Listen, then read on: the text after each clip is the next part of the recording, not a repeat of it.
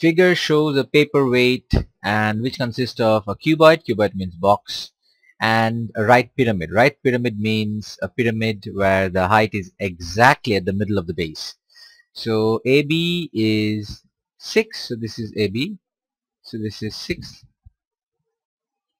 This is 6. BF, this is 3. So this is 3. If this is 3 means everything over here in the box is 3. Then we have DE, which is 4 centimeter. So DE, so this is 4. That means this is also 4. Then we have BE, which is 5 centimeter. So BE, if this is 5, then this means this is also 5, and that means this is also 5, and this is also 5. Everything else is 5, and this means this is also 3. And usually what it means, if AB is 6, that means all the slant is supposed to be 6. That's how a pyramid works. So now this is a pyramid and a box sum. Let me talk a little bit about how a box works and how a pyramid works. Now this is how a box works. If we take a rectangle over here like this, and if we raise it, so that's what a box looks like. Take a view what it looks like. Okay. Now if we move it from here at the center and if we pull it apart like this, we're just raising it. This is what a pyramid looks like. And right pyramid means simply means that the height over here, the height is going to be exactly in the middle of the base. So let's get back to the sum. So we have to find the length BH. Now the main idea of 3D sums is to look for right angle triangles. So if you want to find BH, BH means from this point to over this point. So this is B to this is H. So this is the length BH that we are looking for. And in order to find the length of BH, we have to look for a right angle triangle. So if we take the diagonal over here, so this is a right angle triangle. So we can use this right angle triangle to find BH. So this is the right angle triangle BFH. And if we know what BF is, this is 3, and if we can find FH, we can find FH from the floor.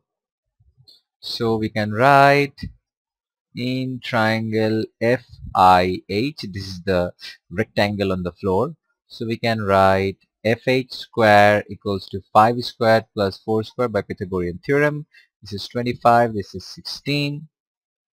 So this is going to be 41. So therefore FH is square root of 41. So this is FH. Now let me write down the exact value over here, and now I can write in triangle BFH.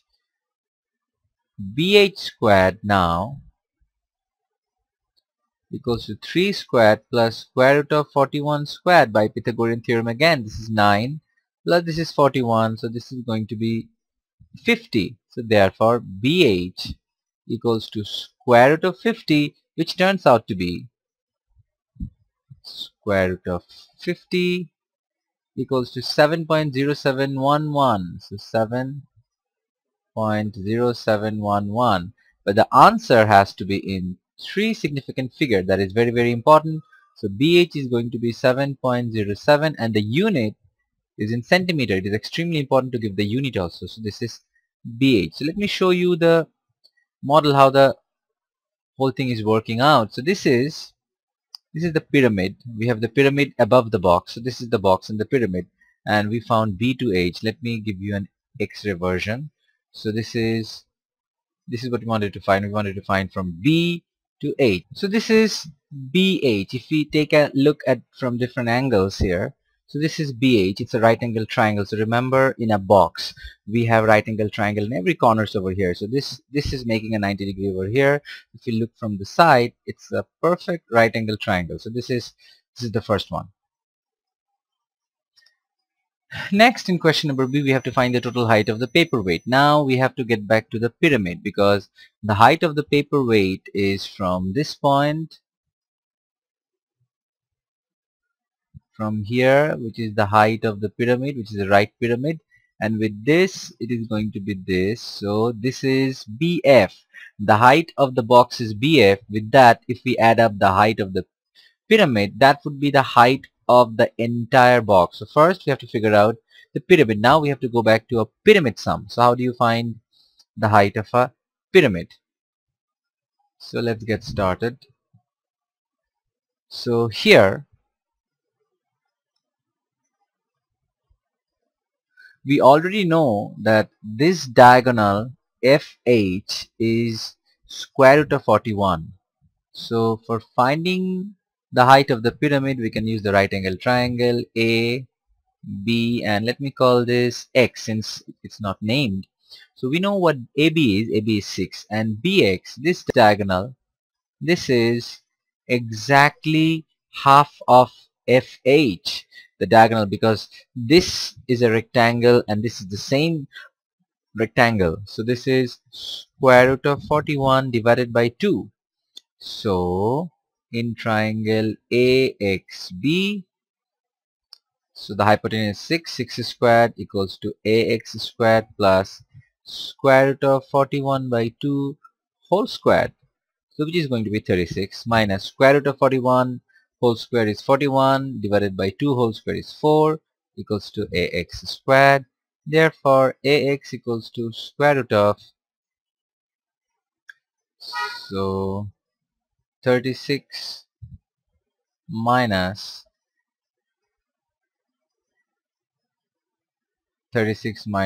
41 by 4.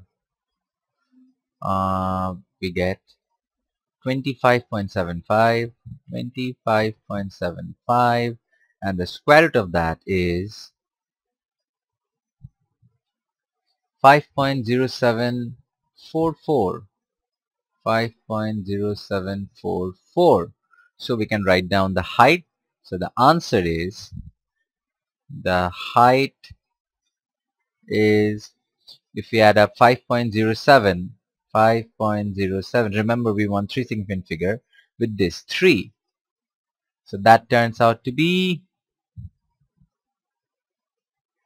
8.07 centimeters. So that is the height. So what we needed to find was this height all the way here. This height, this one from the top to the floor. That is the height we wanted to find. So this is the triangle that we used, ABX. So this is the height of the pyramid, and this is the diagonal, and this is one of the slanted side. This is what we used. The next question is, find in degrees to the nearest 0.1 degree, which means 1 decimal place, the angle between BH and the plane FGHI. FGHI is the ground. So now we have a question inside a box, how to find the angle between a line and the plane. So it is exactly like what we did before. We are going to use the same triangle. So if this is BH, this is the line, and the ground is FGHI, and the angle here is going to be with the diagonal. So when you have a line, it's like a shadow. If a shadow of this line falls here, it is going to be on the diagonal, and the angle is going to be the angle BHF. So that's it. We already know what this is. We know this is, we can use tan to find it. So that's all. So let's do this very quickly. Question number C. In triangle BFH, since we have already drawn this triangle over here, BFH, we already used this triangle. We know this is 3, square root of 44. We can just use the same triangle. So tan of angle BHF equals to opposite, and the adjacent is square root of 41 because FH is 41. Therefore angle BHF is tan inverse of 3 divided by square root of 41, and we get 3 divided by square root of 41, tan inverse of that, we get 25.104. 25.104. So the angle between BH and FGHI, which is the ground, is 25.104 0.1 degree. It has to be 1 decimal places. So the next question is the angle between AB. So where is AB? So this is AB, and the plane BCDE. So BCDE. This is just a, now we have a question from pyramid. So it's a pyramid question. We have to find the angle between AB, this side, and the floor of the pyramid. So for this, we can take a look what we just did. Now, when you want to find the angle between a line and the plane in a pyramid, it's the same thing. So you take the shadow of this. If there is a shadow over here, it is with the diagonal. So the angle is going to be diagonal. So we're going to use the angle. Let me give this point of view. So ABX. So this is in triangle AXB. We just use this triangle over here for finding the height. AXB.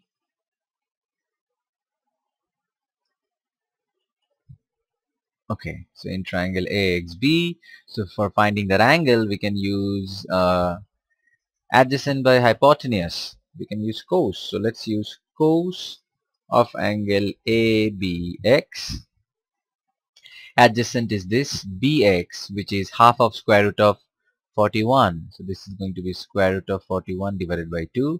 And the hypotenuse AB is 6. So therefore, angle ABX equals to cos inverse. Of course, this sum can be done in using other ratio also. So let me calculate this first. So square root of 41 divided by 2 divided by 6. 0.53359. 0.53359. So cos inverse of this is going to be cos inverse of this. This angle turns out to be 57.751. 57.751. So the angle between AB and BCDE is 57.8 degrees. So because it's going to be 1 decimal places, 57.8 degree. Now the final one. The final one is usually a bit tricky. So find the acute angle between the plane ABCD. So ABC, this plane, and BCGF. BCGF. So this is what we are talking about. We have ABC, this plane, and we have BCGF, this plane. So we want to find the angle between this plane and that plane. Now it might not be that obvious from when you see this first. So what we can take a look here, it's the angle between the two is going to be here. Now this one is clearly 90 degree, and this angle plus 90 degree is going to give us the angle. So we can do this by finding the angle first of all with this plane over here ABC and the floor of the pyramid. Let's find the angle of this first. So this is what it's going to be. So the angle between the plane ABC and the floor of the pyramid is going to be this angle, this red triangle over here, and the angle between the entire plane ABC and this plane BCGF, the entire angle is going to be this angle over here. This angle plus this 90 degree. Obviously this is going to be 90 degrees. So this is what the angle is. So remember that this is what angle we're looking for. Okay, now let's get back to the sum. So we have to find the angle between ABC and BCGF. So let me do it here. So for finding that, we can reuse this triangle for the pyramid. So AX. Now we don't know what the midpoint of this is, this face is. So let me call this Y. So AY, we don't know what that is, but we know if this is 5, this is going to be half of 5, 2.5, right? So remember that. So this is how it is working. So if we know that this is 5, this entire length is 5, then half of this is going to be 2.5. This is going to be 2.5, and we already know the height of the pyramid. So we know the height of the pyramid is 5.5 5.074. 5.074, we found it in the previous sums. So we have to find this angle first. So in triangle AXY, tan of angle AYX equals to opposite 5.074 divided by adjacent 2.5. Therefore, angle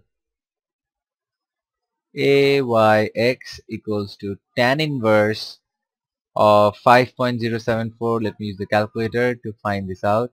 5.074 divided by 2.5. 2.5. This turns out to be 2.0296. 2.0296. So tan inverse of that is 63.77. So this angle is 63.77. So all we have to do for finding the entire angle of this plane and that plane, this one over here, you have to add this angle that we just found with 90 degrees. That's all. That's all we have to do. So the angle is 63.77 plus 90, and that gives us 153.77. So this is the angle that we found, but there is a problem here. We have to find the acute angle. Just subtract it from 180 degrees. The answer is the acute angle is 180 minus 153.77, and it turns out to be 26.2 degree to 1 decimal places. Now if you want to know how can the angle between this plane and this plane be acute angle, well, it doesn't matter. You just think in these terms. This is the angle what we found, and the acute angle is if you extend this line. So this is the angle that we have to find.